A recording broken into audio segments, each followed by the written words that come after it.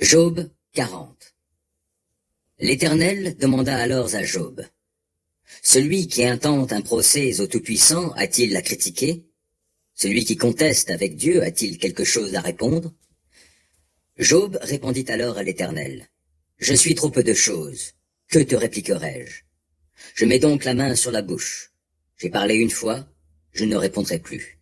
Et j'ai même insisté une deuxième fois, je n'ajouterai rien. » Alors, du sein de la tempête, l'Éternel dit à Job, « Mets ta ceinture comme un brave, je vais te poser des questions, et tu m'enseigneras. Veux-tu vraiment prétendre que je ne suis pas juste?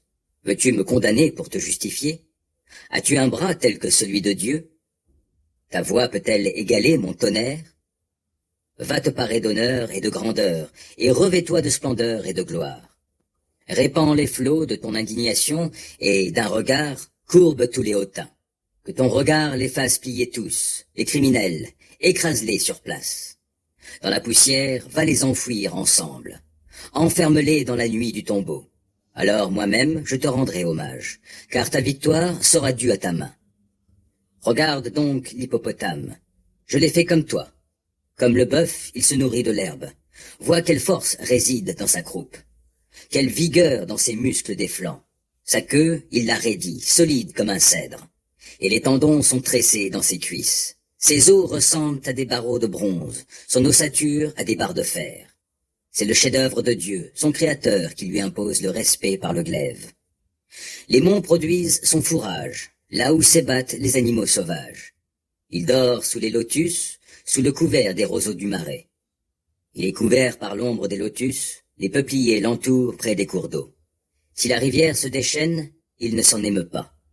Si le Jourdain se jette dans sa gueule, il reste néanmoins serein. Va-t-on le prendre à face découverte et l'entraver en lui perçant le mufle? Iras-tu prendre avec ton hameçon le crocodile? Vas-tu lier sa langue avec ta ligne? Lui mettras-tu un jonc dans les naseaux? Perceras-tu d'un crochet sa mâchoire?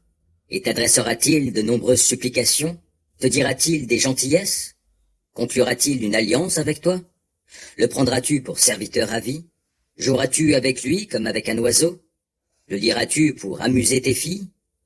Des associés le mettront-ils en vente? Le partageront-ils entre des commerçants? Vas-tu cribler de dards sa carapace? Vas-tu barder sa tête de harpon? Attaque-le, et tu te souviendras de ce combat, tu n'y reviendras plus.